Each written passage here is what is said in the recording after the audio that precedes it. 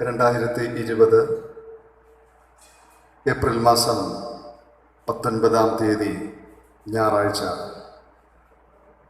വിശുദ്ധ ആരാധനയിലേക്ക് ഏവർക്കും ഹാർദവമായി സ്വാഗതം.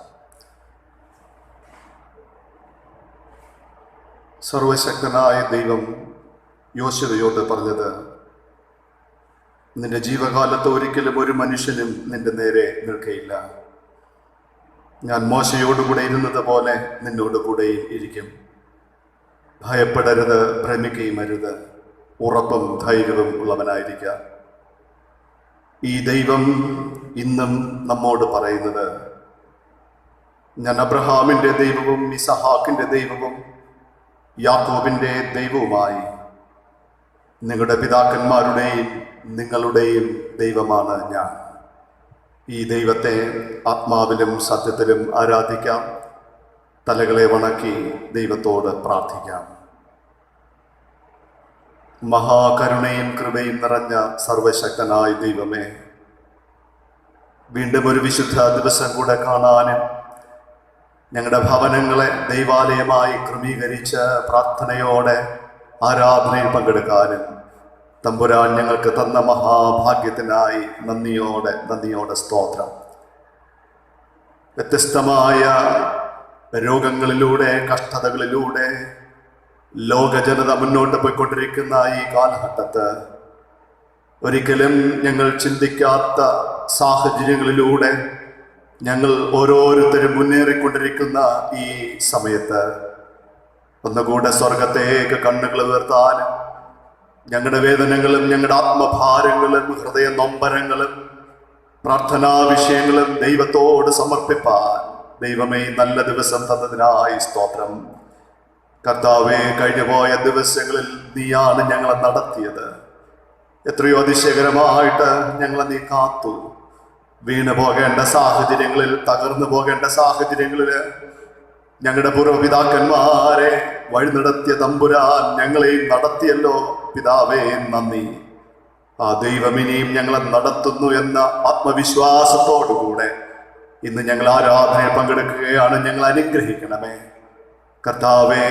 രോഗികളുണ്ട് തമ്പുരാനെ, മനം തകർന്നവരുണ്ട്. പ്രാർത്ഥനാ വിഷയങ്ങളുമായിട്ട് അവരവരുടെ ഭവനങ്ങളിൽ ഇരുന്ന് യേശുവേ കണ്ണുനീരോടെ സ്വർഗത്തേക്ക് നോക്കുന്ന മക്കൾ, ഈ ആരാധന എല്ലാവർക്കും ഒരു അനുഗ്രഹമാകണമേ എന്ന് ഞങ്ങൾ പ്രാർത്ഥിക്കുന്നു. എല്ലാ കാര്യങ്ങളും അങ്ങ് ഞങ്ങൾ സമർപ്പിക്കട്ടെ. പ്രാർത്ഥനയോടെ ഞങ്ങൾ ആരംഭിക്കുന്നു യേശുവിൻ്റെ നാമത്തിൽ തന്നെ പിതാവേ, ആമേൻ. ദൈവനാമ സ്തുതിക്കും മഹത്വത്തിനുമായി നമുക്കെല്ലാവർക്കും ചേർന്ന് ക്രിസ്തീയ ആരാധനയ്ക്കുള്ള പാഠപുസ്തകത്തിലെ 11-ാമത്തെ പാട്ട് പാടാം. എന്നാത്മാവേ നിന്നെയും മറ്റു സൃഷ്ടി സർവവും എന്ന് തുടങ്ങുന്ന ക്രിസ്തീയ ഗീതത്തിലെ 11-ാമത്തെ പാട്ട്.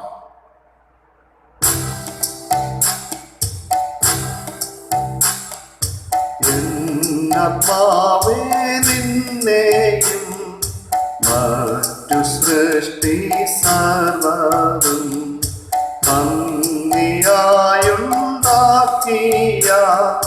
ദൈവത്തെ സ്തുതിക്കുക. പാപത്തിൽ നിന്നും നിന്നെ രക്ഷ ചെയ്ത ദൈവത്തെ നന്ദിയാൽ ദീനേ ദീനേ സ്തോത്രം നീ ചെയ്യണമേ. നന്മ ചെയ്തെന്നും നിന്നെ നല്ല പോലെ കാക്കുന്നേ. ഈ മഹാകാരുണ്യത്തെ ഓർമ്മിച്ചെന്നും വാഴ്ത്തുവേ. ഇൻപത്തുൻപാക്കാലത്തും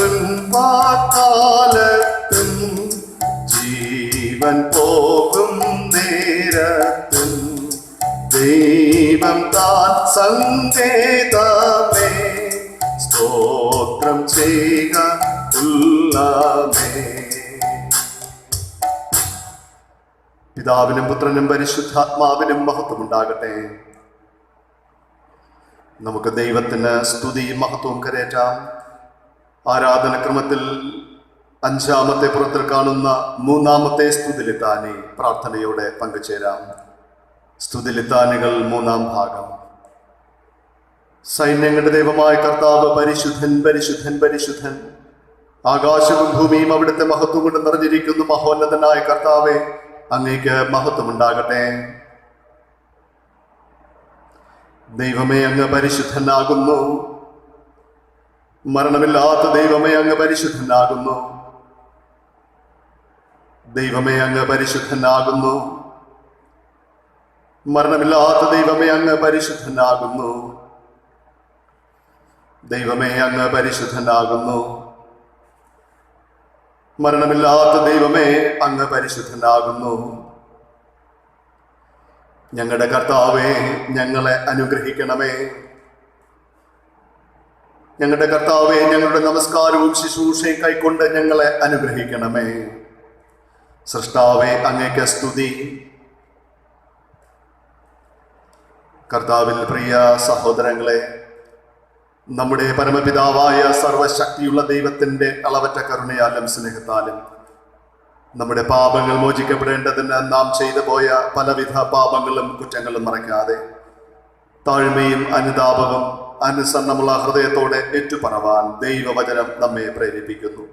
അതുകൊണ്ട് നമുക്കെല്ലാവർക്കും വിശുദ്ധ ഹൃദയത്തോടും വിനയ ശബ്ദത്തോടും സ്വർഗീയ കൃപാസന സന്നിധിയിൽ നമ്മുടെ ജീവിതത്തിൽ വന്നുപോയ എല്ലാ പാപത്തിൻ്റെ വശങ്ങളും ഏറ്റുപറഞ്ഞ് ദൈവത്തോട് പ്രാർത്ഥിക്കാം. പ്രാർത്ഥനയ്ക്കായിട്ട് നമുക്കൊരുങ്ങാം. ശാന്തമായിട്ട് നമ്മെ തമ്പുരാന്റെ പാദപീഠത്തിലേക്ക് സമർപ്പിച്ച് നമുക്ക് പ്രാർത്ഥിക്കാമോ? പാപത്തെ ഏറ്റുപറയാനായിട്ടൊരു വലിയ അവസരം ദൈവം നമുക്ക് തന്നു. പാപമുഖാന്തരം നമ്മുടെ ശരീരത്തിൻ്റെ അസ്വസ്ഥതകള്, പാപമുഖാന്തരം നമ്മുടെ കഷ്ടതകൾ, രോഗങ്ങൾ, യേശുവേ, അതിൽ നിന്നെല്ലാം ഒരു വിടുതലിനായിട്ട് പാപത്തെ ഏറ്റുപറഞ്ഞ് നമുക്ക് പ്രാർത്ഥിക്കാം. നമുക്ക് പാപമില്ല എന്ന് നാം പറയുന്നുവെങ്കിൽ നമ്മെ തന്നെ വഞ്ചിക്കുന്നു. സത്യം നമ്മളില്ലാതെയായി. നമ്മുടെ പാപങ്ങളെ നാം ഏറ്റുപറയുന്നുവെങ്കിൽ അവിടുന്ന് നമ്മോട് പാപങ്ങളെ ക്ഷമിച്ച് സകല നീതി പോക്കി നമ്മെ ശുദ്ധീകരിപ്പാൻ തക്കവണ്ണം വിശ്വസ്തനും നീതിമാനും ആകുന്നു. നമ്മുടെ പാപങ്ങളെ ഏറ്റുപറഞ്ഞ് പ്രാർത്ഥിക്കാനായി ആരാധനക്രമത്തിലെ 12ാമത്തെ പുറത്തിലെ ലിത്താനി നമുക്ക് ഉപയോഗിക്കാം. 12ാമത്തെ പുറത്തിലെ ലിത്താനി. വിശുദ്ധിയും കൃപയും നിറഞ്ഞ ദൈവമേ, നുറുങ്ങിയ ഹൃദയമുള്ളവർക്ക് തന്റെ രക്ഷ നൽകുന്നതിന് എപ്പോഴും ഒരുങ്ങിയിരിക്കുന്നവനായുള്ളവേ, അടിയാരുടെ അഭയാചനകൾ ചെവികൊള്ളുവാൻ കൃപയുണ്ടാകണമേ. ഞങ്ങളുടെ ജീവിതത്തിൽ നേരിട്ട എല്ലാ തിന്മകളും പലവിധമായ അനുസരണക്കേടുകളും ഓർത്ത് ഞങ്ങൾ ഹൃദയം നുറുങ്ങി സങ്കടപ്പെടുന്നു. നിർമ്മലവും രമ്യവുമായവ ചിന്തിക്കുന്നതിന് തടസ്സമായി ഞങ്ങളുടെ ഹൃദയങ്ങളെ ഭരിച്ചുകൊണ്ടിരിക്കുന്ന ചിന്താകുലം, ഭയം, സംശയം, ആശങ്ക, പക എന്നീ ദോഷങ്ങളെ ഓർത്ത് ഞങ്ങൾ ദുഃഖിക്കുന്നു. ഞങ്ങളുടെ ഹൃദയകാഠിന്യം, അഹങ്കാരം, ആത്മസംതൃപ്തി, ഞങ്ങൾ മനഃപൂർവ്വമായി ചെയ്തു പോയ അക്രമങ്ങൾ, ഇവയിൽ നിന്ന് മോചനം നൽകണമെന്ന് അങ്ങയോട് അപേക്ഷിക്കുന്നു. ഞങ്ങളുടെ ജീവിതത്തിൽ എല്ലാ രഹസ്യ പാപങ്ങൾക്കായും മനഃപൂർവ്വ കുറ്റങ്ങൾക്കായും ഞങ്ങൾ ക്ഷമായാചനം ചെയ്യുന്നു. ഞങ്ങൾ സംസാരിച്ചുള്ള ഈർഷ്യയും കയ്പ് നിറഞ്ഞ വാക്കുകൾ ഓർത്തും ഞങ്ങളുടെ പ്രേരണയിൽ സംഭവിച്ചിട്ടുള്ള ശണ്ഠകൾ ഓർത്തും മനുഷ്യരുടെ ഇടയിൽ സ്നേഹവും സമാധാനം ഉണ്ടാക്കുന്നതിന് ലഭിച്ച നല്ല സന്ദർഭങ്ങൾ പാഴാക്കിയതിനെ ഓർത്തും ഞങ്ങൾ ദുഃഖിക്കുന്നു. മറ്റുള്ളവരിൽ സഹിക്കുന്ന അന്യായങ്ങളും സങ്കടങ്ങളും കണ്ടിട്ട് അവയൽപ്പം പോലും ഗണ്യമാക്കാതെ ഞങ്ങൾക്ക് ലഭിച്ച നന്മകൾ മറ്റുള്ളവരുമായി പങ്കിടാതെ ദുരുപയോഗപ്പെടുത്തിയതിനെ ഓർത്തും ഞങ്ങളുടെ സ്വന്തം കാര്യങ്ങളിൽ കാണിച്ച അമിതമായ താല്പര്യത്തെ ഓർത്തും സഹോദര സ്നേഹം കൂടാതെ ജീവിച്ചതോർത്തും ഞങ്ങൾ മഹാസങ്കടത്തോടു കൂടെ അങ്ങേ സമീപിക്കുന്നു. ചേർന്ന് പ്രാർത്ഥിക്കാം. എപ്പോഴും കരുണയുണ്ടാകുകയും ക്ഷമിക്കുകയും ചെയ്യുന്ന ദൈവമേ, ഞങ്ങളുടെ താഴ്മയുള്ള അപേക്ഷകളെ ചെവിക്കൊള്ളണമേ. ഞങ്ങൾ ഞങ്ങളുടെ പാപങ്ങൾ കൊണ്ട് ബന്ധിക്കപ്പെട്ടവരാകുന്നു. എങ്കിലും അവിടുത്തെ മഹാവലിയ കരുണ കൊണ്ട് അവയിൽ നിന്നും ഞങ്ങൾ അഴിച്ചുവിടണമെന്ന് ഞങ്ങളുടെ കർത്താവായ യേശുക്രിസ്തു മൂലം ഏറ്റവും വിനയമായി അപേക്ഷിക്കുന്നു. ആമേൻ. ഒരുത്തൻ പാപം ചെയ്തുവെങ്കിലോ നീതിമാനായ യേശുക്രിസ്തു എന്ന കാര്യസ്ഥൻ നമുക്ക് പിതാവിന്റെ അടുക്കലുണ്ട്. ആ ദൈവം നമ്മുടെ പാപങ്ങൾക്ക് പ്രായശ്ചിത്തമാകുന്നു, നമ്മുടേതിന് മാത്രമല്ല സർവ്വലോകത്തിന്റെ പാപത്തിനും തന്നെ. നാം പാപം സംബന്ധിച്ച് മരിച്ച നീതിക്ക് ജീവിക്കേണ്ടതിന് അവിടുന്ന് തന്റെ ശരീരത്തിൽ നമ്മുടെ പാപങ്ങളെ ചുമന്നുകൊണ്ട് ക്രൂശിന്മേൽ കയറി. കർത്താവ് പറയുന്നു, എൻ്റെ അടിപ്പിണരാൽ നിങ്ങൾക്ക് ഓരോരുത്തർക്കും സൗഖ്യം വന്നിരിക്കുന്നു എന്ന്. നമ്മുടെ പാപങ്ങൾ ക്ഷമിച്ചു തന്ന ആ ദൈവത്തിന് സ്തോത്രം അർപ്പിച്ച് പ്രാർത്ഥിക്കാം. സംഭവ ബഹുലത നിറഞ്ഞതായി ഈ കാലഘട്ടത്ത് എത്രയോ അതിശയകരമായിട്ടാണ് ഞാനും നിങ്ങളും ജീവിച്ച് മുന്നേറുന്നത്. ഒരു ഭാഗത്ത് വേദനകളുടെ കൂമ്പാരം ഉണ്ട് എങ്കിലും മറ്റൊരു ഭാഗത്ത് സമാധാനവും സന്തോഷവും പ്രത്യാശയും ദൈവം നമുക്ക് നൽകിക്കൊണ്ടിരിക്കുന്നു. ആവശ്യമായ അന്നവസ്ത്രാദി നന്മകളാൽ നമ്മെ നടത്തിക്കൊണ്ടിരിക്കുന്ന ആ തമ്പുരാന് മനഃപൂർവ്വമായി സ്തോത്രം അർപ്പിക്കാമോ? 14-ാമത്തെ പുറത്തിലെ പൊതുവായ സ്തോത്ര പ്രാർത്ഥന. സർവശക്തിയുള്ള ദൈവമേ, മഹാകരുണയുള്ള പിതാവേ, അങ്ങയുടെ അയോഗ്യദാസരായ ഞങ്ങളോടും സകല മനുഷ്യരോടും അങ്ങേക്കുള്ള സകല കരുതൽക്കായും ആർദ്രതയ്ക്കായും ഞങ്ങൾ അങ്ങേക്ക് മഹാവിനയവും മനഃപൂർവ്വമായ സ്തോത്രം ചെയ്യുന്നു. ഞങ്ങളെ സൃഷ്ടിച്ചതിനും പരിപാലിക്കുന്നതിനും ഈ ആയുസ്സിലെ സകല അനുഗ്രഹങ്ങൾക്കായും എല്ലാറ്റിനുമേലായി ഞങ്ങളുടെ കർത്താവായ യേശുമിശിഹ മൂലം ലോകത്തെ വീണ്ടെടുത്ത അവിടുത്തെ വിലമതിച്ചുകൂടാത്ത സ്നേഹത്തിനായും ഞങ്ങൾ അങ്ങേ വാഴ്ത്തുന്നു. അങ്ങ് നൽകിയ കൃപാവഴികൾക്ക് വേണ്ടി, മഹത്വത്തിന്റെ പ്രത്യാശയ്ക്ക് വേണ്ടി ഞങ്ങൾ അങ്ങേ സ്തുതിക്കുന്നു. ഞങ്ങളുടെ ഹൃദയങ്ങൾ കളങ്കമില്ലാതെ നന്ദിയുള്ളവയായി തീരേണ്ടതിനും അങ്ങേ സേവിക്കുന്നതിന് ഞങ്ങൾ ഏൽപ്പിച്ച നാളുകളൊക്കെയും വിശുദ്ധിയോടും നീതിയോടും അങ്ങയുടെ മുമ്പാകെ നടക്കേണ്ടതിന്, അങ്ങനെ ഞങ്ങളുടെ അധരങ്ങൾ കൊണ്ട് മാത്രമല്ല ഞങ്ങളുടെ ജീവിതം കൊണ്ടും അവിടുത്തെ സ്തുതിയെ പരിസ്ഥപ്പെടുത്തേണ്ടതിനും അവിടുത്തെ സകല കരുണകളെയും കുറിച്ചുള്ള ബോധം ഞങ്ങൾക്ക് തരണമെന്ന് ഞങ്ങളുടെ കർത്താവായ യേശുമിശിഹ മൂലം ഞങ്ങൾ അപേക്ഷിക്കുന്നു. പിതാവിനും പുത്രനും പരിശുദ്ധാത്മാവിനും സകല ബഹുമാനവും മഹത്വവും കാലാവസാനം കൂടാതെ ഉണ്ടായിരിക്കണമേ. ആമേൻ. ഇന്നത്തേക്കുള്ള 2-ാമത്തെ പാട്ട് നമുക്ക് ചേർന്ന് പാടാം. ക്രിസ്തീയ ഗീതത്തിലെ 111-ാം ഗീതം. വരിക സുരാധിപ പരമപര നിൻ കരുണാസനം വഴിയായി സഭയിൽ. ഗീതം 111.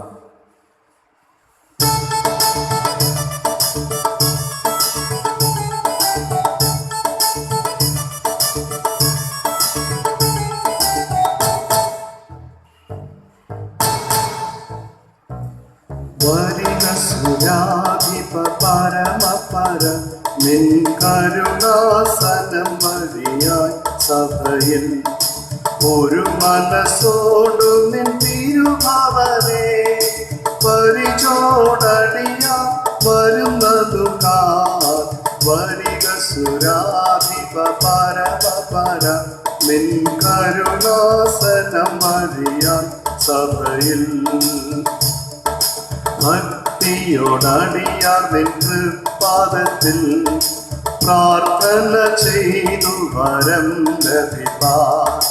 നിത്യവും നിൻ പരിശുദ്ധാത്മാ ശക്തി തന്നരുളാൻ ഭജിച്ചിടുമ്പോൾ. വരിക സുരാധിപ പരമപര നിൻ കരുണാസനം വഴിയായി സഭയിൽ. തിരുമനസിനെ കുറിച്ചൊരു മനസാ ഇരുവരുമൂവരുവരുന്നിടത്തിൽ കരുണയോടെ എഴുന്നരുളുമെന്ന് തിരുവചസ്സരുളിയ പരമസുത. വരിക സുരാധിപ പരമപര നിൻ കരുണാസനം വഴിയായി സഭയിൽ. വന്നടിയാരുടെ കന്മഷവും തിന്മയശേഷവും ദുർമനസ്സും ഒന്നോട ശേഷവും നീക്കിടണം. എന്നും മോക്ഷേ അടിയാറിൽ പാൻ. വരിക സുരാധിപ പരമപര നിൻ കരുണാസനം വഴിയായി സഭയിൽ. ദൂതരുടെ സ്തുതിയിൽ വസിക്കും നീതി സ്വരൂപനാം യഹോവയ്ക്കും. ഭൂതല രക്ഷകമശിഹായ്ക്കും പരിശുദ്ധാത്മാവിനും സ്തോത്രം. വരിക സുരാധിപ പരമപര നിൻ കരുണാസനം വഴിയായി സഭയിൽ. 91 സങ്കീർത്തനം പ്രതിവാക്യമായി വായിക്കാം. 91 സങ്കീർത്തനം പ്രതിവാക്യമായി പറയാം. അത്യുന്നതന്റെ മറവിൽ വസിക്കുകയും സർവശക്തന്റെ നിഴലിന് കീഴിൽ പാർക്കുകയും ചെയ്യുന്നവൻ, അവൻ നിന്നെ വെട്ടക്കാരന്റെ കണിയിൽ നിന്നും നാശകരമായ മഹാമാരിയിൽ നിന്ന് വിടുവിക്കും. രാത്രിയിലെ ഭയത്തെയും പകൽ പറക്കുന്ന അസ്ത്രത്തെയും നിന്റെ വശത്ത് 1000 പേരും നിന്റെ വലത്തുവശത്ത് 10,000 പേരും വീഴും, എങ്കിലും അത് നിന്നോട് അടുത്ത് വരികയില്ല. യഹോവയെ, നീ എൻ്റെ സങ്കേതമാകുന്നു, നീ അത്യുന്നതനെ നിന്റെ വാസസ്ഥലമാക്കിയിരിക്കുന്നു. നിന്റെ എല്ലാ വഴികളിലും നിന്നെ കാക്കേണ്ടതിന് അവൻ നിന്നെ കുറിച്ച് തന്റെ ദൂതന്മാരോട് കൽപ്പിക്കും. സിംഹത്തിന്മേലും അണലിന്മേലും നീ ചവിട്ടും, ബാലസിംഹത്തെയും പെരുമ്പാമ്പിനെയും നീ മെതിച്ചു കളയും. അവൻ എന്നെ വിളിച്ചപേക്ഷിക്കും, ഞാൻ അവന് ഉത്തരമരുളും. കഷ്ടകാലത്ത് ഞാൻ അവനോട് കൂടെയിരിക്കും, ഞാൻ അവനെ വിടുവിച്ച് മഹത്വപ്പെടുത്തും. പിതാവിനും പുത്രനും പരിശുദ്ധാത്മാവിനും മഹത്വമുണ്ടാകട്ടെ. ആമേൻ. നമുക്ക് ഈ സമയം എല്ലാവർക്കും എഴുന്നേറ്റ് നിന്ന് നമ്മുടെ വിശ്വാസം അപ്പോസ്തല വിശ്വാസ പ്രമാണ വാക്കുകളിലൂടെ ധൈര്യമായി പ്രഖ്യാപിക്കാം. 22 പുറം. സർവശക്തിയുള്ള പിതാവായി ആകാശത്തെയും ഭൂമിയെ സൃഷ്ടിച്ച ദൈവത്തിൽ ഞാൻ വിശ്വസിക്കുന്നു. ദൈവത്തിന്റെ ഏകപുത്രനായി നമ്മുടെ കർത്താവായ യേശുക്രിസ്തുവിലും ഞാൻ വിശ്വസിക്കുന്നു. അവിടുന്ന് പരിശുദ്ധാത്മാവിനാൽ കന്യകമറിയിൽ ഉൽപ്പാദിക്കപ്പെട്ട് ജനിച്ചു. പൊന്തിയോസ് പീലാത്തോസിന്റെ കീഴിൽ കഷ്ടപ്പെട്ടു, കുരിശിൽ തറയ്ക്കപ്പെട്ടു, മരിച്ച് അടക്കപ്പെട്ടു. അവിടുന്ന് മരിച്ചവരിലേക്ക് ഇറങ്ങി 3-ാം ദിവസം ഉയർത്തെഴുന്നേറ്റു. അവിടുന്ന് സ്വർഗത്തിലേക്ക് കയറി സർവശക്തിയുള്ള പിതാവായ ദൈവത്തിന്റെ വലത്തു ഭാഗത്തിരിക്കുന്നു. അവിടെ നിന്ന് ജീവനുള്ളവരെയും മരിച്ചവരെയും ന്യായവിധിപ്പാൻ വീണ്ടും വരികയും ചെയ്യും. പരിശുദ്ധാത്മാവിനെ ഞാൻ വിശ്വസിക്കുന്നു. വിശുദ്ധ കാതോലിക സഭയിലും വിശുദ്ധന്മാരുടെ സംസർഗത്തിലും പാപമോചനത്തിലും മരിച്ചവരുടെ പുനരുത്ഥാനത്തിലും നിത്യജീവനിലും ഞാൻ വിശ്വസിക്കുന്നു. ആമേൻ. ഇന്നത്തേക്കുള്ള പാഠഭാഗം കേൾപ്പിൻ. പഴയ നിയമ പാഠഭാഗം പുറപ്പാട് പുസ്തകം 3-ാം അധ്യായം അതിൻ്റെ 7-ാമത്തെ വാക്യം മുതൽ 15 വരെയുള്ള വാക്യങ്ങൾ. പുറപ്പാട് 3-ാം അധ്യായം 7 മുതൽ 15 വരെയുള്ള വാക്യങ്ങളെ കേൾപ്പിൻ. യഹോവ അരുളി ചെയ്തത്, മിസ്രയീമിലുള്ള എൻ്റെ ജനത്തിന്റെ കഷ്ടത ഞാൻ കണ്ടു. ഊഴിയ വിചാരകന്മാർ നിമിത്തമുള്ള അവരുടെ നിലവിളിയും കേട്ടു. ഞാൻ അവരുടെ സങ്കടങ്ങൾ അറിയുന്നു.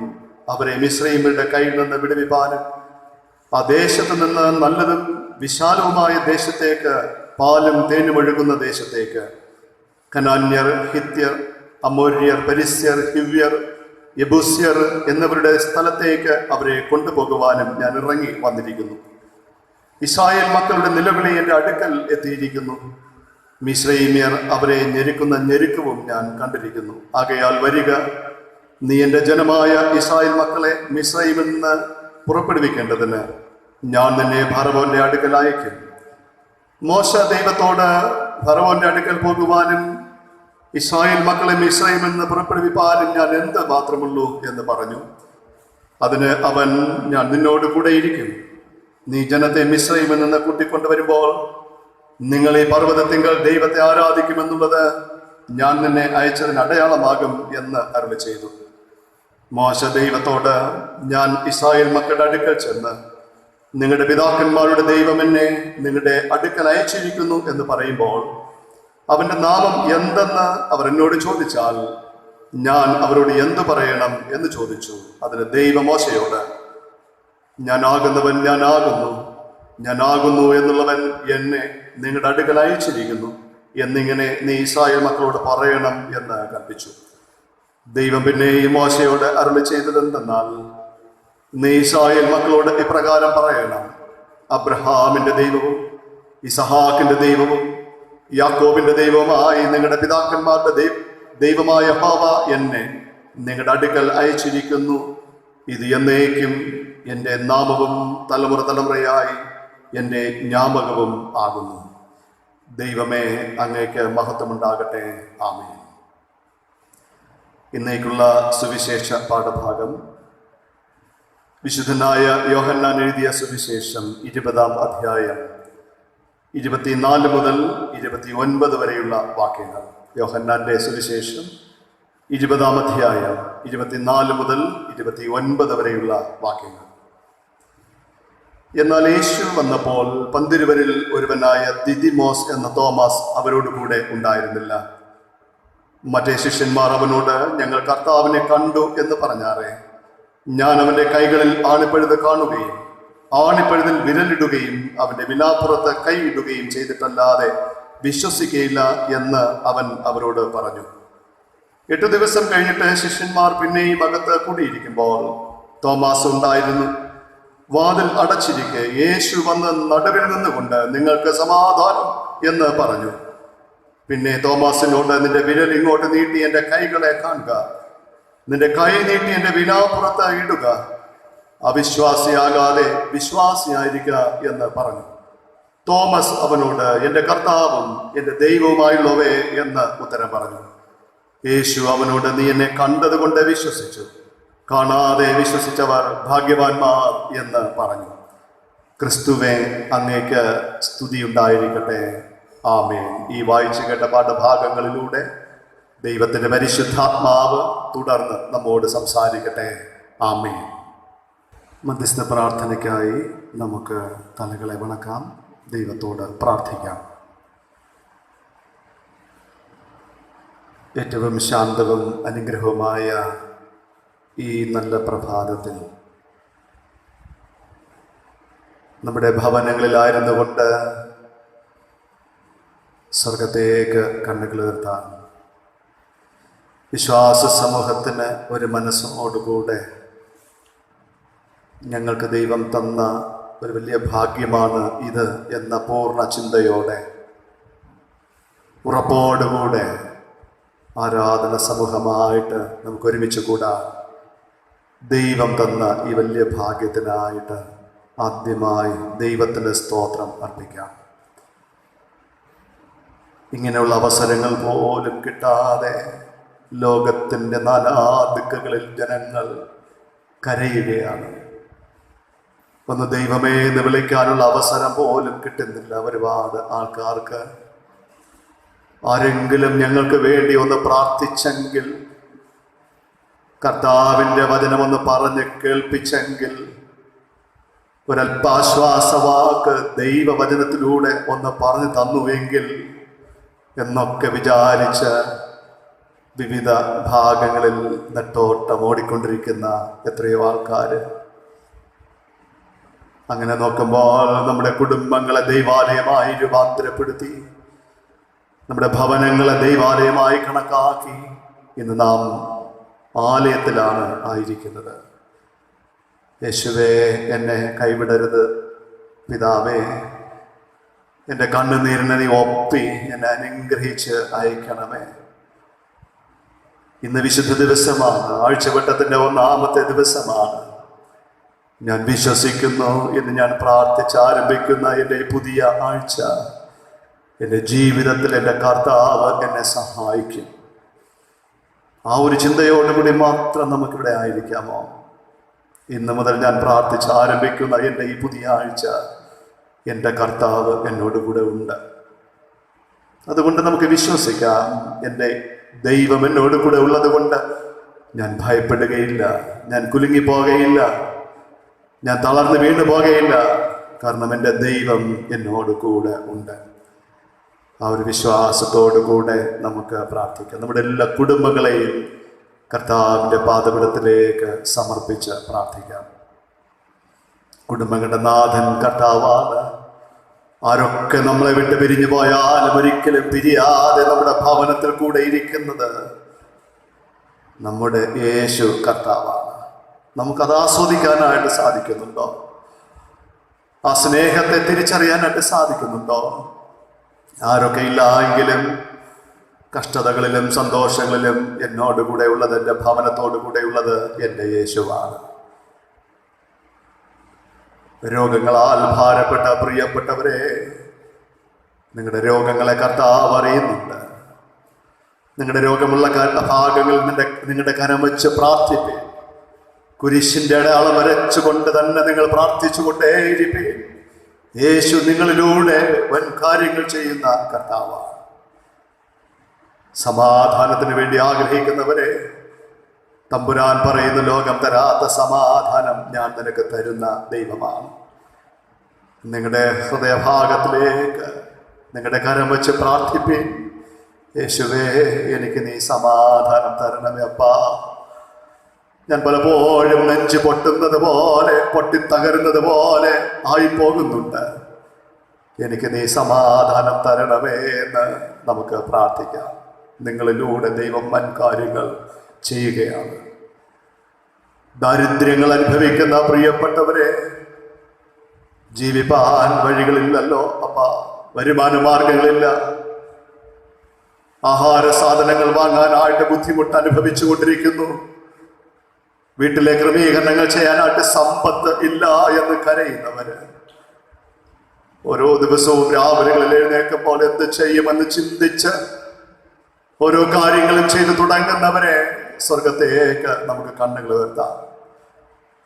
വേദപുസ്തകത്തിൽ നമ്മെ ബലപ്പെടുത്തുന്ന ചില വാക്കുകൾ, അതിലൊന്ന് ഇതാണ്: നിന്റെ കലത്തിലെ മാവ് കുറഞ്ഞു പോകാതെ, ഭരണിയിലെ എണ്ണ തീർന്നു പോകാതെ ഞാൻ നിന്നെ കാത്തുകൊള്ളും എന്ന് പറഞ്ഞ ദൈവം നമ്മുടെ ദൈവമാണ്. യേശുവേ, എന്നെ നീ കാക്കണമേ എന്ന് വിശ്വാസത്തോടെ നമുക്ക് പ്രാർത്ഥിക്കാം. വേദനിക്കുന്ന എല്ലാ സമൂഹങ്ങളെയും ദൈവകരങ്ങളിലേക്ക് നമുക്ക് സമർപ്പിക്കാം. മിഷണറി പ്രവർത്തനങ്ങൾക്കായി, എല്ലാ മിഷണറിമാർക്കായും കുടുംബങ്ങൾക്കായും സ്തോത്രം ചെയ്യാം. സാധു സംരക്ഷണ പ്രവർത്തനങ്ങൾ, പാലിയേറ്റീവ് കെയറിന്റെ പ്രവർത്തനങ്ങൾ, ഇവയ്ക്കെല്ലാം വേണ്ടി ദൈവത്തോട് നമുക്ക് പ്രാർത്ഥിക്കാം.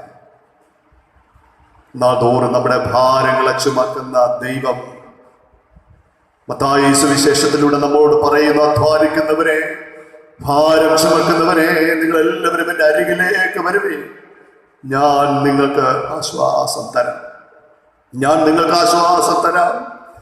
ആ കർത്താവിൻ്റെ അരികിലാണ് നമ്മൾ ഇരിക്കുന്നത്.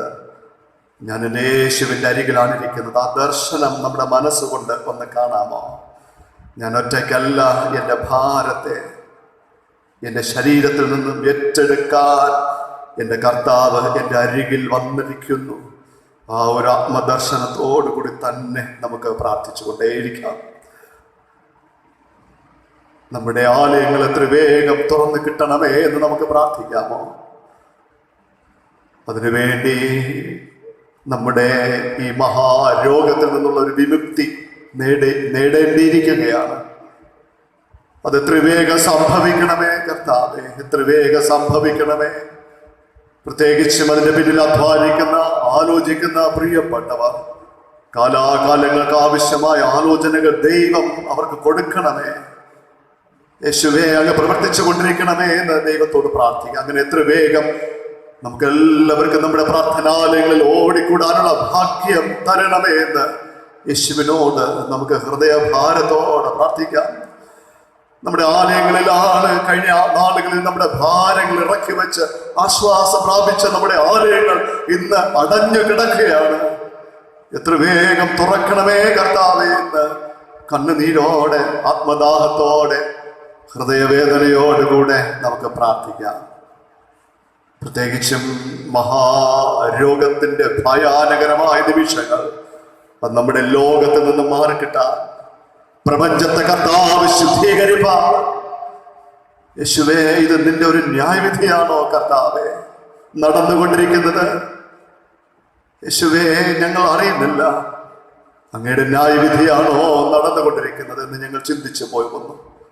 അങ്ങയുടെ രണ്ടാമത്തെ വരവ് സംഭവിച്ചിരിക്കുന്നു എന്ന് ഞങ്ങൾ ചിന്തിച്ചു പോകുകയാണ്. വേദപുസ്തകത്തിന്റെ പ്രവചനങ്ങൾ നിവൃത്തിയായേ പറ്റൂ, ഞങ്ങൾ അതിന് കീഴ്പ്പെട്ടേ പറ്റൂ. എങ്കിലും ഞങ്ങളുടെ സങ്കടങ്ങൾ, ആത്മനൊമ്പരങ്ങൾ എൻ്റെ കർത്താവിനോട് ഞങ്ങൾ പറയുകയാണ്. ഞങ്ങളുടെ കഷ്ടതകളിൽ നിന്ന്, ഞങ്ങളുടെ ലോകത്തിന്റെ ഭയത്തിൽ നിന്ന്, പ്രപഞ്ചത്തിന്റെ അസ്വസ്ഥതയിൽ നിന്ന് വിടുവിക്കണമേ എന്ന് യേശുവിനോട് നമുക്ക് ആത്മാർത്ഥമായി പ്രാർത്ഥിക്കാം. ഇന്ന് ഈ പ്രാർത്ഥനയിൽ പങ്കെടുത്തിരിക്കുന്ന ഒരുപാട് ആൾക്കാർ ക്ഷീണിതരാണ്, മനസ്സ് തകർന്നിരിക്കുന്നവരാണ്, മുറിവേറ്റിരിക്കുന്നവരാണ്, ഒറ്റക്കിരുന്ന് എത്രയോ ആവർത്തി കരഞ്ഞുകൊണ്ടിരിക്കുന്ന പ്രിയപ്പെട്ടവർ. എന്റെ ഭാരം എടുത്തു മാറ്റാനായിട്ട് എനിക്ക് ആരുമില്ല, എന്റെ സങ്കടത്തെ ഒന്ന് ചേർന്ന് പറയാനായിട്ട് എനിക്ക് ആരുമില്ല എന്നൊക്കെ ചിന്തിക്കുന്ന എൻ്റെ പ്രിയപ്പെട്ടവരെ, യേശു പറയുന്നു, ലോകാവസാനത്തോളം ഞാൻ നിന്നോട് കൂടെയുണ്ട്, ഞാൻ നിന്നോട് കൂടെയുണ്ട്, നീ ഭയപ്പെടരുത്, ഒരിക്കലും നീ ഭയപ്പെടരുത്. ആ കർത്താവിന്റെ സന്നിധിയിൽ നമ്മെ തന്നെ വീണ്ടും വീണ്ടും സമർപ്പിക്കാം. എല്ലാ കുടുംബങ്ങൾക്കായി പ്രാർത്ഥിക്കാം, എല്ലാ മക്കൾക്കായി നമുക്ക് സ്തോത്രം ചെയ്യാം. പ്രത്യേകിച്ചും നമ്മുടെ മക്കൾ വഴിതെറ്റിപ്പോകാതെ ഈ അവധി കാലഘട്ടത്ത് നമ്മുടെ മക്കൾ ദൈവഭയത്തോടെ അനുസരണയോടെ വളരേണ്ടുന്നതിന് നമുക്ക് പ്രാർത്ഥിക്കാമോ? നമ്മുടെ മക്കളുടെ ഭാവിയെല്ലാം തമ്പുരാന്റെ കരങ്ങളിലാണ്. ദൈവത്തെ അന്വേഷിക്കുന്ന മക്കളെ ദൈവം ഒരിക്കലും തള്ളിക്കളകയില്ല എന്ന് വേദപുസ്തകം പഠിപ്പിക്കുകയാണ്. അവൻ ഒരിക്കലും തള്ളിക്കളകയില്ല. എന്റെ വാക്കുകൾ, എന്റെ പ്രാർത്ഥന കേട്ടുകൊണ്ടിരിക്കുന്ന സ്നേഹിതരെ, പ്രാർത്ഥനയിൽ പങ്കെടുത്തുകൊണ്ടിരിക്കുന്ന എന്റെ മക്കളെ, കർത്താവ് പറയുന്നു, എന്നെ സ്നേഹിക്കുന്നവരെ ഞാൻ ഒരിക്കലും തള്ളിക്കളകയില്ല. വിശ്വസിക്കാമോ? നമുക്ക് നിങ്ങളുടെ ഭാവിയെ കരുതുന്നത് ദൈവമാണ്. ആ ദൈവത്തിൽ നമുക്ക് അടിയുറച്ച് വിശ്വസിക്കാം. നമ്മെ എല്ലാവരെയും ഒന്നുകൂടെ സമർപ്പിക്കാം. നമ്മുടെ രോഗങ്ങൾ, നമ്മുടെ അസ്വസ്ഥതകൾ, നമ്മുടെ പലവിധമായ ബുദ്ധിമുട്ടുകൾ, അതെല്ലാം യേശുവിനോട് നമുക്ക് സംസാരിച്ച് വിനയമായിട്ട് പ്രാർത്ഥിക്കാം. നമ്മെല്ലാവരെയും കർത്താവിന്റെ കരങ്ങളിലേക്ക് ആത്മാർത്ഥമായി സമർപ്പിച്ച് ഒരു പ്രാർത്ഥനാ ഗാനത്തിന്റെ 1-2 ചരണങ്ങൾ നമുക്ക് പാടി ഈ പ്രാർത്ഥന അവസാനിപ്പിക്കാം. നമുക്ക് ഏവർക്കും അറിയാവുന്ന പാട്ടാണ്. എൻ പ്രിയൻ വലങ്കരത്തിൽ പിടിച്ചെന്നെ നടത്തിടുന്നു ദിനം തോറും.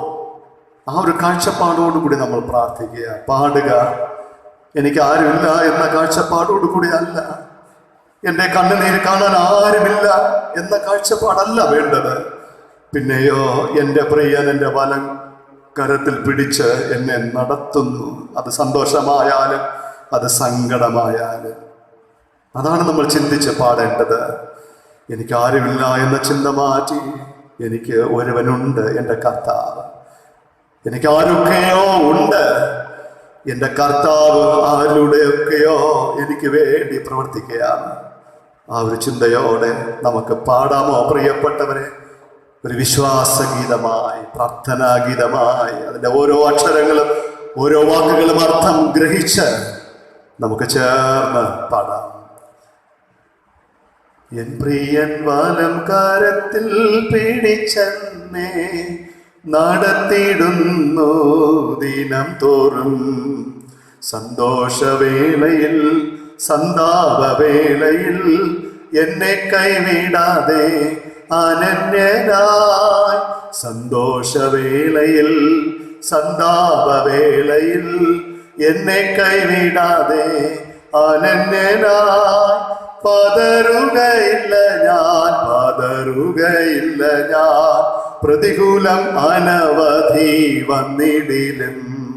വീഴുകയില്ല ഞാൻ, വീഴുകയില്ല ഞാൻ, പ്രലോഭനമനവധി വന്നിടിലും.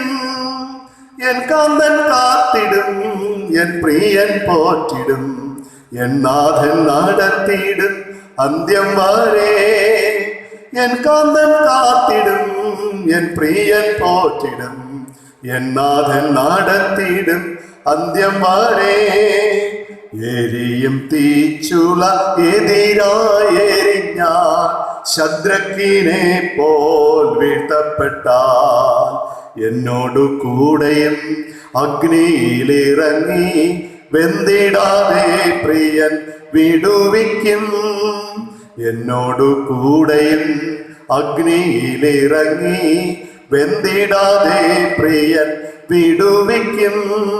പതറുകയില്ല ഞാൻ, പതറുകയില്ല ഞാൻ, പ്രതികൂലം അനവധി വന്നിടിലും. വീഴുകയില്ല ഞാൻ, വീഴുകയില്ല ഞാൻ, പ്രലോഭനമനവധി വന്നിടിലും. എൻ കാന്തൻ കാത്തിടും, എൻ പ്രിയൻ പോറ്റിടും, എൻ നാഥൻ നടത്തിയിടും അന്ത്യം വരെ. എൻ കാന്തൻ കാത്തിടും, എൻ പ്രിയൻ പോറ്റിടും, എൻ നാഥൻ നടത്തിയിടും അന്ത്യം വരെ. സ്നേഹവാനായ ഞങ്ങളുടെ ദൈവമേ, ഞങ്ങൾക്ക് ഈ അനുഗ്രഹിക്കപ്പെട്ട നല്ലൊരു പ്രഭാതം വേർതിരിച്ച് തന്നതിനായി സ്തോത്രം. ദൈവസന്നിധിയിലിരുന്ന് കരയുന്നവന്റെ കണ്ണുനീരൊപ്പുന്ന ഒരു ദൈവമാണ് ഞങ്ങൾക്കുള്ളത്. എൻ്റെ കർത്താവിന്റെ പാദപീഠത്തിൽ ഇരുന്ന് കരയുമ്പോൾ ലോകത്തിന് മുമ്പിൽ എനിക്ക് കരയേണ്ട ആവശ്യമില്ല. എൻ്റെ യേശുവിന്റെ പാദപീഠത്തിൽ ഇരുന്ന് ഞാൻ കരയുമ്പോൾ മറ്റു പ്രശ്നങ്ങളുടെ മുമ്പിൽ ഇരുന്ന് കരയേണ്ട ആവശ്യം എനിക്കില്ല. ആ യേശുവിന്റെ മുമ്പിലാണ് അല്പസമയം ഇരുന്ന് കരഞ്ഞ് പ്രാർത്ഥിച്ചത്. അതിനുള്ള ഭാഗ്യം യേശുവേ ഇത്തരണത്തിൽ നീ ഞങ്ങൾക്ക് തന്നതിനായിട്ട് നന്ദിയോടെ സ്തോത്രം. എരിഞ്ഞ് അമർന്നു കൊണ്ടിരിക്കുന്നതായ തീച്ചൂളയില് ശദ്രക്കിന് മേശക്കിന് അബേദ്നെഗോവിനെ വലിച്ചെറിഞ്ഞപ്പോൾ, ലോകം വലിച്ചെറിഞ്ഞപ്പോൾ, അവരുടെ അധപ്പതനം കാണാൻ, അവരുടെ തകർച്ച കാണാനായിട്ട് ദൂരം മാറി നിന്ന് സന്തോഷിച്ചു കൊണ്ടിരുന്നപ്പോൾ എന്റെ ദൈവം വിട്ടില്ലല്ലോ.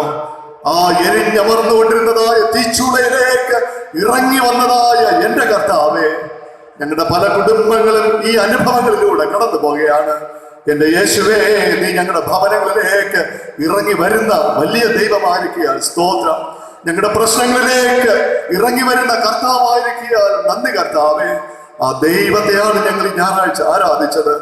ആ യേശുവിനോടുകൂടിയാണ് ഞങ്ങൾ പ്രാർത്ഥിച്ച് ഈ ആഴ്ച ഞങ്ങൾ ആരംഭിച്ചിരിക്കുന്നത് കർത്താവേ. അതുകൊണ്ട് യഹോവ ഞങ്ങളുടെ വലത്തുഭാഗത്തുള്ളത് കൊണ്ട് ഞങ്ങൾ കുലുങ്ങുകയില്ല. യേശുവേ, ആ ഒരു ചിന്ത, ആ ഒരു വലിയ ധൈര്യം നീ ഞങ്ങൾക്ക് തന്നിരിക്കുകയാൽ നന്ദിയോടെ സ്തോത്രം. പ്രിയ കർത്താവേ, യേശുവേ, ഞങ്ങളെ മുറ്റുമായും സമർപ്പിക്കുന്ന അപ്പ, ഞങ്ങളെന്ന് പറയുന്ന മനുഷ്യർ ആരുമല്ല. ലോക സംഭവങ്ങൾ അത് പഠിപ്പിക്കുകയാണ്. ഞങ്ങളുടെ ധനം കൊണ്ടോ യേശുവേ, ഞങ്ങൾ ചിന്തിച്ചു കൂട്ടുന്ന ചിന്തകൾ കൊണ്ടോ, ഞങ്ങളുടെ പ്ലാനും പദ്ധതികളും കൊണ്ടോ, നാളത്തേക്ക് കൂട്ടിവയ്ക്കുന്ന സമ്പാദ്യം കൊണ്ടോ, നാളെ എങ്ങനെയൊക്കെ ആയിത്തീരണമെന്നുള്ള ആഗ്രഹങ്ങൾ കൊണ്ടോ എന്ത് പ്രയോജനം പിതാവേ, എന്ത് പ്രയോജനം?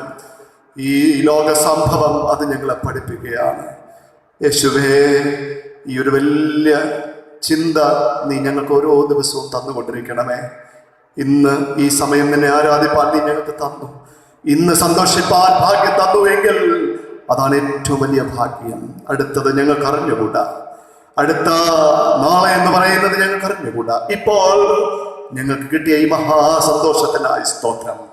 ഇന്ന് കിട്ടിയ, ഇപ്പോൾ കിട്ടുന്ന, ഓരോ ദിവസങ്ങളിലും ഇപ്പോൾ കിട്ടിക്കൊണ്ടിരിക്കുന്ന എല്ലാ അനുഗ്രഹങ്ങൾക്കായും, എല്ലാ സമാധാനങ്ങൾക്കായും, എല്ലാ തൃപ്തിക്കായും ഞങ്ങൾ അങ്ങേ സ്തുതിക്കുന്നു. പിതാവേ, ആ ചിന്തയോടുകൂടി തന്നെ എപ്പോഴും ജീവിപ്പാൻ ഞങ്ങളെ നീ സഹായിക്കണം. ഞങ്ങളുടെ പ്രാർത്ഥനകളുടെ വലിയ കൃപയ്ക്കായി കൊടാനുകൂടി സ്തോത്രം. ഞങ്ങളോട് കൂടെ അങ്ങുള്ള കൃപയ്ക്കായി നന്ദി. യേശുവിന്റെ നാമത്തിൽ തന്നെ പിതാവേ, ആമേൻ. സ്വർഗസ്ഥനായ ഞങ്ങളുടെ പിതാവേ, തിരുനാമം വിശുദ്ധീകരിക്കപ്പെടണമേ. തിരുരാജ്യം വരണമേ. തിരുയിഷ്ടം സ്വർഗത്തിലെ പോലെ ഭൂമിയിലുമാകണമേ. ഞങ്ങൾക്ക് ആവശ്യമുള്ള ആഹാരം തരണമേ. കടക്കാരോട് ക്ഷമിച്ചിരിക്കുന്നത് പോലെ കടങ്ങളെ ഞങ്ങളോടും ക്ഷമിക്കണമേ. പരീക്ഷയെ കിടത്ത ദുഷ്ടങ്ങളിൽ നിന്ന് വിടുവിക്കണമേ. രാജ്യവും ശക്തിയും മഹത്വവും എന്നേക്കും അങ്ങേക്കുള്ളതല്ലോ. ആമേൻ. ദൈവവചന ധ്യാനത്തിന് മുമ്പായി 443 പാട്ടിൻ്റെ 2 ചരണങ്ങൾ നമുക്ക് ചേർന്ന് പാടാം. ഇന്ന് കേൾക്കാൻ പോകുന്ന ദൈവവചനം അതിൻ്റെ അർത്ഥ ഗൗരവം മനസ്സിലാക്കിക്കൊണ്ട് അതിനു വേണ്ടിയുള്ളതായ ഒരു തയ്യാറെടുപ്പായിട്ട് യേശുവാണ് എൻ്റെ എല്ലാം എന്ന ആ ഒരു തയ്യാറെടുപ്പോടുകൂടെ നമുക്ക് ഈ പാട്ട് ഒന്ന് പാടാൻ ശ്രമിക്കാമോ? 443 പാട്ടിൻ്റെ 1-ത്തെയും 2-ത്തെയും ചരണം.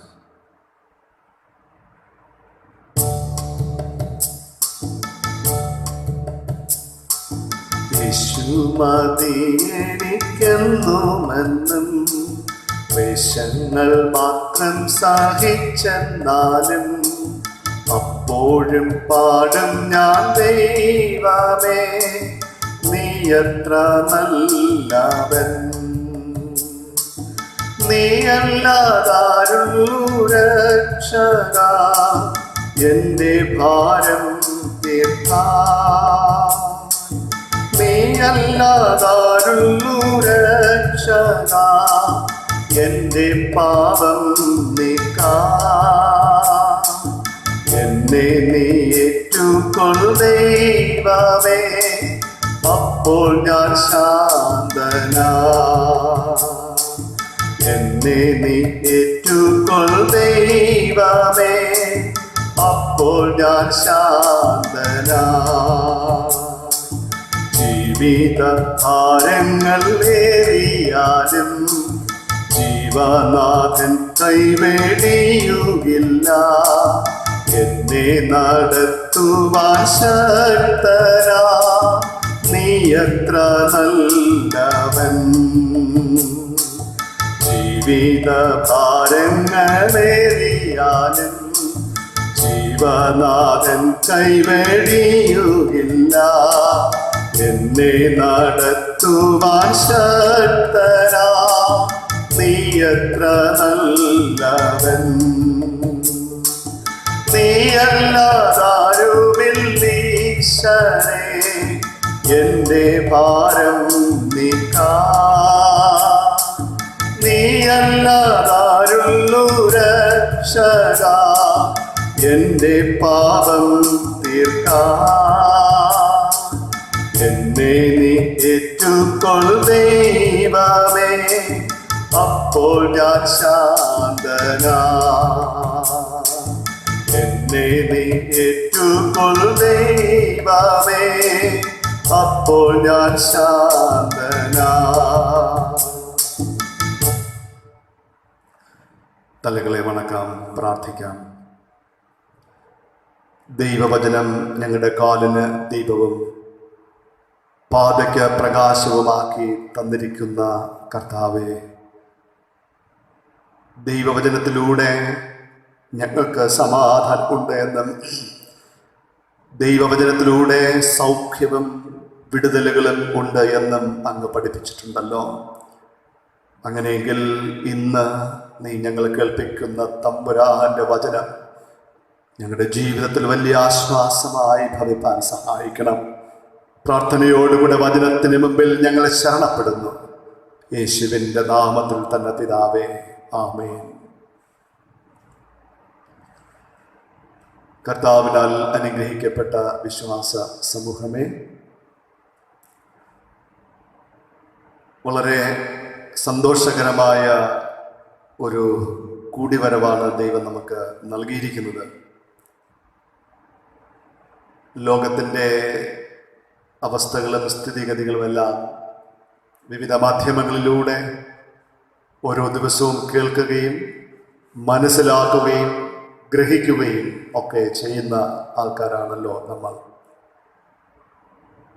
ഭവനങ്ങളെ ദൈവാലയമാക്കാനുള്ള ഭാഗ്യം കിട്ടി, അത് വലിയ സന്തോഷമാണ്. മാത്രമല്ല, ബന്ധപ്പെട്ടവർ നൽകിക്കൊണ്ടിരിക്കുന്ന ഏറ്റവും വിലപ്പെട്ടതായ നിർദ്ദേശങ്ങൾ വീണ്ടും നമുക്ക് വളരെ ജാഗ്രതയോടുകൂടെ തന്നെ കർശനമായി തന്നെ അത് പാലിച്ച് ഈ മഹാമാരിയെ പ്രാർത്ഥനയോടെ നമുക്ക് നേരിടാൻ ദൈവം തുടർന്നും ശക്തി തരട്ടെ. ലോകത്തിൻ്റെ വിവിധ ഭാഗങ്ങളിൽ ആലയങ്ങൾ അടഞ്ഞു കിടക്കുമ്പോൾ വ്യത്യസ്ത വാർത്താ മാധ്യമങ്ങളിലൂടെ നമുക്ക് ദൈവത്തെ ആരാധിക്കാൻ കൃപ തന്നിരിക്കുന്നതിനെ ഓർത്ത് നിങ്ങളോട് ചേർന്ന് ഞാനും ദൈവത്തിന് സ്തോത്രം കരേറ്റുന്നു. കഴിഞ്ഞ ഞായറാഴ്ചയ്ക്ക് ശേഷം നമുക്കിപ്രകാരം പരസ്പരം ഒരുമിച്ച് കാണാനും ഒന്ന് പുഞ്ചിരിക്കാനും നമ്മുടെ സ്നേഹബന്ധം ഈ ഒരു തരത്തിൽ ഒന്ന് പുതുക്കാനും ഒക്കെ ദൈവം ഭാഗ്യം തന്നതിനെ ഓർത്ത് ദൈവത്തിന് സ്തോത്രം കരേറ്റുന്നു. മറ്റ് ആമുഖ വാക്കുകൾ പറയാനും ഒരുപക്ഷെ അതിനുള്ള സമയമൊന്നും നമുക്ക് ഈ ഒരു തരത്തിൽ ഇല്ലല്ലോ. മഹായിടവക പ്രത്യേക നിർദ്ദേശമനുസരിച്ചും അല്ലെങ്കിൽ മഹായിടവക നൽകിയിരിക്കുന്ന പാഠഭാഗമനുസരിച്ചും ഇന്ന് നമ്മൾ ചിന്തിക്കുന്ന വിഷയം എന്ന് പറയുന്നത് കർത്താവും രക്ഷിതാവുമായി യേശുവിനെ ഏറ്റുപറയാൻ. അതാണ് യേശുവിനെ കർത്താവും രക്ഷിതാവുമായി ഏറ്റുപറയാനുള്ള ഒരു നിമിഷം. യോഹന്നാന്റെ സുവിശേഷം 20-ാം അധ്യായം 24 മുതൽ 29 വരെയുള്ള ഭാഗം വായിക്കുമ്പോൾ ഉയർത്തെഴുന്നേറ്റതായ യേശുനാഥൻ തന്റെ ശിഷ്യന്മാർക്ക് പ്രത്യക്ഷനായപ്പോൾ തോമസ് ആ കൂട്ടത്തിലില്ലായിരുന്നു. തോമസ് ഒരു യാത്ര കഴിഞ്ഞ് മടങ്ങി വന്നപ്പോ പറയുകയാണ്, എടോ തോമസേ, ഞങ്ങള് യേശുവിനെ കണ്ടു, യേശു ഞങ്ങളെയും കണ്ടു. തോമസ് മറുപടിയായി പറയുകയാണ്, ഞാൻ അങ്ങനെ ഒന്നും വിശ്വസിക്കുകയില്ല. ഞാൻ യേശുവിനെ കാണണം, യേശുവിൻ്റെ നെഞ്ചിലൊന്ന് തൊടണം, വിലാപ്പുറത്ത് തൊടണം, ആണിപ്പഴുതുള്ള കയ്യില് ഒന്ന് വിരലിടണം, ഒന്ന് ഇട്ട് നോക്കണം എന്നൊക്കെ പറയുകയാണ്. അത് കഴിഞ്ഞ് വീണ്ടും ചില ദിവസങ്ങൾ കഴിഞ്ഞപ്പോൾ വേദഭാഗത്ത് പറയുന്നത് 8 ദിവസം കഴിഞ്ഞപ്പോൾ വീണ്ടും കർത്താവ് ശിഷ്യന്മാർക്ക് പ്രത്യക്ഷനാകുകയാണ് വാതിലടച്ചിരുന്നപ്പോൾ. അപ്പോൾ തോമസ് ഉണ്ടായിരുന്നു. യേശു തോമസിനോട് പറയുകയാണ്, തോമസേ, നിന്റെ ആഗ്രഹമൊക്കെ എനിക്ക് മനസ്സിലായി. നീ ഇതാ എൻ്റെ കയ്യെ നോക്ക്, എൻ്റെ നെഞ്ചിനെ നോക്ക്, നിന്റെ കൈയൊക്കെ ഇട്ട് നോക്ക്. അവൻ തൊട്ടു നോക്കി കർത്താവെന്ന് മനസ്സിലായി. ഉടനെ അവൻ പറയുകയാണ്, തോമസ് പറയുകയാണ്, എൻ്റെ കർത്താവും എൻ്റെ രക്ഷിതാവുമായ ദൈവമേ. അതാണ് നമ്മുടെ ഇന്നത്തെ ചിന്ത. എൻ്റെ കർത്താവും എൻ്റെ രക്ഷിതാവുമായ ദൈവമേ. തോമസ് എൻ്റെ കർത്താവും എൻ്റെ രക്ഷിതാവുമായ ദൈവമേ എന്ന് പറയാനായിട്ടുള്ള 3 കാരണങ്ങളാണ് നമ്മൾ ഇന്ന് ചിന്തിക്കുന്നത്. നമ്മുടെ ഈ ലോക ജീവിതയാത്രയിൽ നമുക്ക് എൻ്റെ എന്ന് പറഞ്ഞാൽ ഒരുപക്ഷെ അത് സ്വാർത്ഥതയോടുകൂടി ഉള്ളൊരു പറച്ചിൽ തന്നെയാണ്.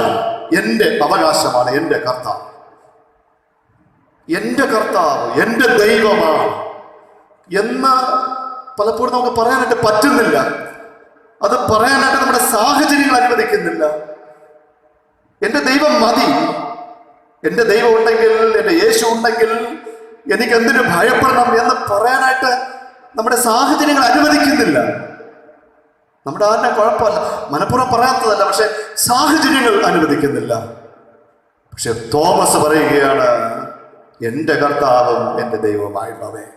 എനിക്ക് നിങ്ങൾക്ക് പറയാൻ സാധിക്കും, ഈ വാക്കുകളിൽ നിങ്ങളും ഞാനും വിശ്വസിക്കുകയാണെങ്കിൽ, ഒന്നുകൂടെ ഞാൻ പറയുകയാണ്, ദൈവകൃപയിൽ ആശ്രയിച്ച് ഞാൻ നിങ്ങളോട് പറയട്ടെ, ഈ വാക്കുകൾ കർത്താവിന്റെ വാക്കുകളായിട്ട് ഈ മൂന്ന് ആശയങ്ങൾ നിങ്ങൾ ഏറ്റെടുക്കുകയാണെങ്കിൽ നിങ്ങൾക്ക് എനിക്കും പറയാൻ സാധിക്കും, എൻ്റെ ദൈവം, എൻ്റെ ദൈവവും എൻ്റെ കർത്താവുമായുള്ളവേ. ഇത് പറയാനായിട്ട് തോമസിനെ പ്രേരിപ്പിച്ച 3 ഘടകങ്ങൾ വളരെ ശ്രദ്ധയോടെ കേൾപ്പിൻ. ഒന്നാമത്തെ ഘടകം ഇവിടെ പറയുന്നത് സഹ ശിഷ്യന്മാരുടെ അനുഭവം ഇത് പറയാനായിട്ട് കാരണമായി. ദൈവം എൻ്റെ കർത്താവാണ്, ദൈവം എൻ്റെ രക്ഷകനാണ് എന്ന് പറയാൻ കാരണമായി. തോമസിന്റെ സഹ ശിഷ്യന്മാരുടെ അനുഭവം ഇത് പറയാനായിട്ട് കാരണമായി. 20-ാമത്തെ അധ്യായം 25-ാമത്തെ വാക്യം അവിടെ എന്താണ് നമ്മൾ ശ്രദ്ധിച്ചത്? വിശുദ്ധനായ യോഹന്നാന്റെ സുവിശേഷം 20-ാമത്തെ അധ്യായം അതിൻ്റെ 25-ാമത്തെ വാക്യം അവിടെ പറയുന്നു, മറ്റേ ശിഷ്യന്മാർ അവനോട് ഞങ്ങൾ കർത്താവിനെ കണ്ടു എന്ന് പറഞ്ഞു എന്നാണ് പറയുന്നത്. കർത്താവിനെ കണ്ടു എന്ന് പറയുക.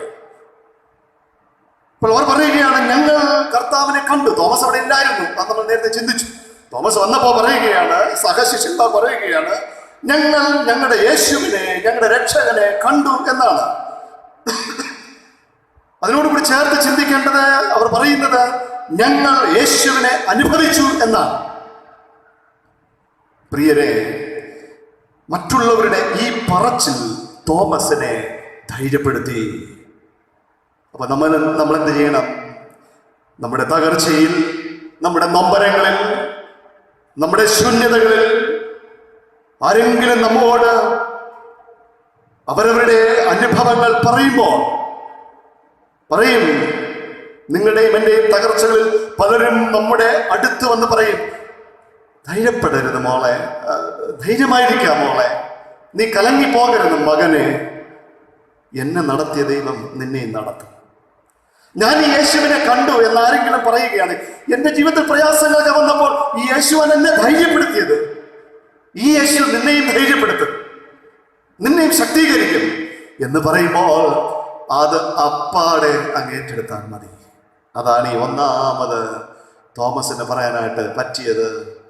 തൻ്റെ കൂടെയുള്ളവർ പറയുകയാണ്, ഞങ്ങൾ യേശുവിനെ കണ്ടു. അത് പെട്ടെന്ന് ആ മനുഷ്യൻ അങ്ങ് ഗ്രഹിച്ചു. പെട്ടെന്ന് മനുഷ്യൻ ഗ്രഹിച്ചു. മറ്റുള്ളവർ പറഞ്ഞ സാക്ഷ്യം അത് അദ്ദേഹത്തിന്റെ സാക്ഷ്യമായിട്ട് അങ്ങ് ഒപ്പിയെടുത്തു. അങ്ങനെ തോമസിന് ഒടുവിലായിട്ട് പറയാൻ സാധിച്ചു, എൻ്റെ കർത്താവിനെ ഞാനും മനസ്സിലാക്കി. മറ്റുള്ളവർ പറയുകയാണ്, പ്രയാസങ്ങളുടെ മധ്യ പ്രയാസങ്ങൾ അനുഭവിച്ചവരാണ് പറയുന്നത്. നിങ്ങളോട് ദൈവവചനം പറഞ്ഞുകൊണ്ടിരിക്കുന്നതായ ഞാനും ഈ പ്രഭാതത്തിൽ ശാന്തമായി നിങ്ങളോട് പറയുകയാണ്, എത്രയോ എത്രയോ നിമിഷങ്ങളിലാണ് തമ്പുരാൻ എന്നെ ശക്തിപ്പെടുത്തിയത്. ആ ശക്തിപ്പെടുത്തിയ കർത്താവിനെ ഞാനിപ്പോൾ മനസ്സിലാക്കുകയാണ്. ദൈവത്തോട് അസ്വസ്ഥതകളൊക്കെ വരുമ്പോൾ പ്രാർത്ഥിക്കുന്ന സമയങ്ങളിൽ ദൈവം എത്രയോ ആവർത്തികളിൽ ശക്തിപ്പെടുത്തി. ഇതൊരു സാക്ഷ്യമാണ് നിങ്ങൾക്ക്. നിങ്ങൾ എത്രയോ ആവർത്തി ശക്തിപ്പെടുത്തി. ഇത് മറ്റുള്ളവർക്ക് ഒരു സാക്ഷ്യമായി തരണം. സഹശിഷ്യന്മാർ പറയുകയാണ്, ഞങ്ങൾ യേശുവിനെ കണ്ടു. അങ്ങനെയെങ്കിൽ തോമസ് ചിന്തിക്കുകയാണ്, അവർ കണ്ടല്ലോ, അങ്ങനെയെങ്കിൽ എനിക്കും കാണണം എന്ന ഒരു അനുഭവം. രണ്ടാമത് ഇവിടെ പറയാനായിട്ട് ആഗ്രഹിക്കുകയാണ്, തോമസിന് ഇങ്ങനെ പറയാനായിട്ടുള്ള കാരണം തോമസിൻ്റെതായ സ്വന്തമായ ഒരു തീരുമാനം രണ്ടാമത് ഇത് പറയാനായിട്ട് കാരണമായി. തോമസിന് സ്വന്തമായ ഒരു തീരുമാനം. 25-ാമത്തെ വാക്യത്തിൽ പറയുകയാണ്, നിങ്ങൾ പറഞ്ഞതൊക്കെ ശരി, സമ്മതിച്ചു, പക്ഷേ എനിക്ക് യേശുവിനെ ഒന്ന് തൊടണം. യേശുവിന്റെ വിലാപ്പുറത്തിന്റെ കൈ ഒന്ന് ഇടണം. അവന്റെ ആണികൾ തുളയ്ക്കപ്പെട്ട കരം എനിക്കൊന്ന് കാണാം.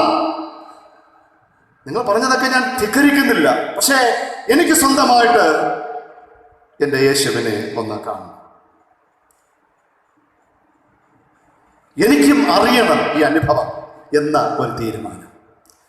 മറ്റുള്ളവർ നിങ്ങളൊക്കെ എന്നോട് പറഞ്ഞു, അത് ഞാൻ സമ്മതിച്ചു, പക്ഷേ ഉടനെ ആ മനുഷ്യൻ തീരുമാനിക്കുന്നതാണ്, അങ്ങനെയെങ്കിൽ എനിക്കും ഈ കർത്താവിനെ ഒന്ന് അറിയണം, ഈ കർത്താവിനെ തൊട്ടു നോക്കണം, ഈ കർത്താവിനെ എനിക്കും ഒന്ന് അനുഭവിക്കണം.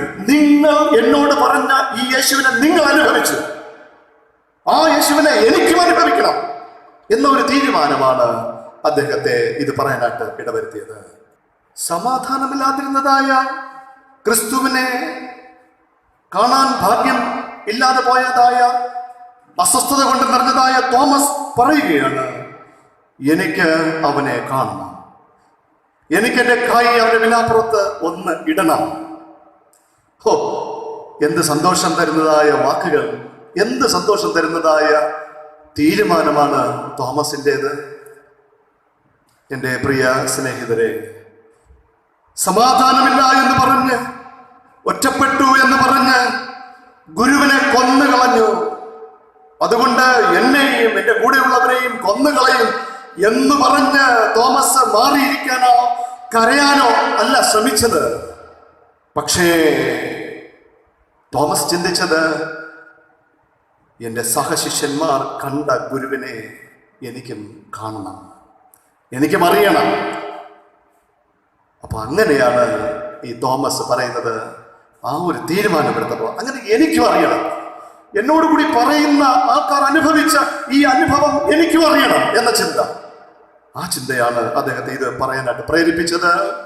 എൻ്റെ കർത്താവേ, എൻ്റെ രക്ഷിതാവേ, നീ അല്ലാതെ എനിക്ക് ആരുമില്ല എന്ന് പറയാനായിട്ട് പ്രേരിപ്പിച്ചത്, ആ ധൈര്യം കിട്ടിയത്. അവസാനമായിട്ട് ഒരു കാര്യം കൂടെ പറഞ്ഞ് എൻ്റെ വാക്കുകൾ നിർത്താൻ ഞാൻ ആഗ്രഹിക്കുകയാണ്.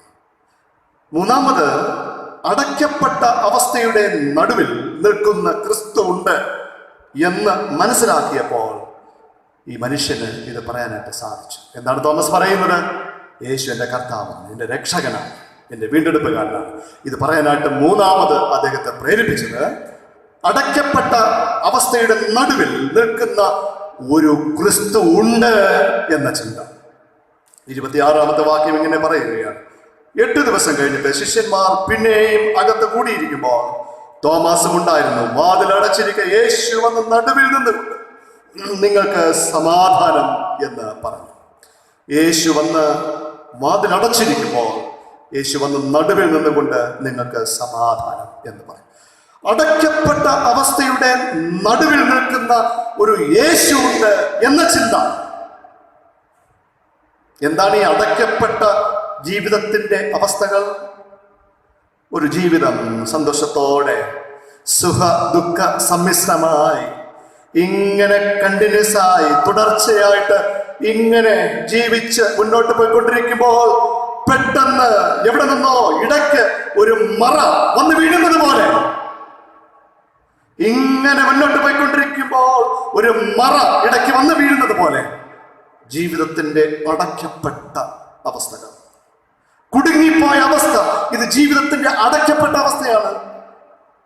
സ്വതന്ത്രമായിരുന്നു, പക്ഷെ ഇപ്പോൾ ബന്ധിച്ചു വച്ച ഒരു അവസ്ഥ, അടയ്ക്കപ്പെട്ട അവസ്ഥ. ഇങ്ങനെ സുഖദുഃഖ സമ്മിശ്രമായി ജീവിതം ഇങ്ങനെ മുന്നോട്ട് പോയിക്കൊണ്ടിരിക്കുമ്പോൾ ഒരു മറ പെട്ടെന്ന് വന്നു വീഴുകയാണ്.